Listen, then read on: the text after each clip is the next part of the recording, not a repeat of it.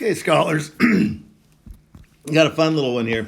This is Jeffrey Burton Russell. Look at these books he's written. This is really he was my professor. I worked a lot with him when I was wanting to be a medievalist, and realized I was not smart enough to be a medievalist. But he's written a lot of good stuff. And notice this is a translation of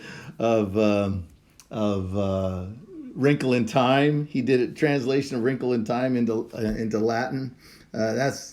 He's a very fun guy. But so he wrote this fun little book on Columbus. The big issue here, of course, is right here. Is that there's this chauvinism in the United States. There's a chauvinism that wanted to believe that before the dawn of America broke, the world had been in darkness. And this is just this craziness, and we just create this. Now, Washington Irving is the principal character here who causes it. He's the guy who writes all those other things. We'll talk about him, and you'll learn about him here. And and the issue is largely that there is this guy Lactantius, and Lactantius did say, in this sort of odd way, back and he's an odd writer.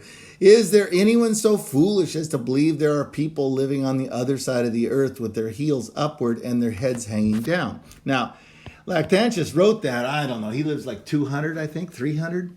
And so, there's this one quote, and then they just sort of like build off of this. But he goes on here, and he points out here that, if you go over here, this thing is a fabrication. Here's the Life and Voyages of Columbus by Irving, and is that the ironic tension is kind of hard to exist, but it is a fabrication. It is largely the fabric of an idea that the medieval flat Earth was established, and so. Here, pure moonshine. And this is Samuel Eliot Morison. Samuel Eliot Morison is the great Columbus author, 2 volumes, Pulitzer Prize winning author on Columbus. He's great. So, yeah, there's just no basis for this at all. And so you go on and read in this, and there's some really good material here. This, let's go over here to this guy here, William Prescott. Is great historian also, and he doesn't even bring up the idea of flatness, and he does this whole history of Ferdinand and Isabella.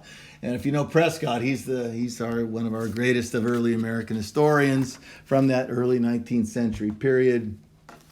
Okay, so basically you just keep going through here, and you'll find all sorts of just fun stuff. He talks about these different people and where Irving got his ideas, and how Irving, this is the thing about Jeff Russell. He's a good, solid historian, studies all of these things, and you get down here, and for those of our friends of mine here, there's Herodotus. Wilkins is one of these great guys from friend of Boyle and all those guys, and yeah, Herodotus and these guys didn't know about the globe, and none of these guys write on it. But then he calls them alleged flat earthers. There is this Lactantius quote, but these people are not writing and insisting that the globe is flat. They're just not onto the whole story yet. And so this is a very nice, what we would call a bibliographical essay. So enjoy it. And Jeff Russell, always good to read Jeff Russell.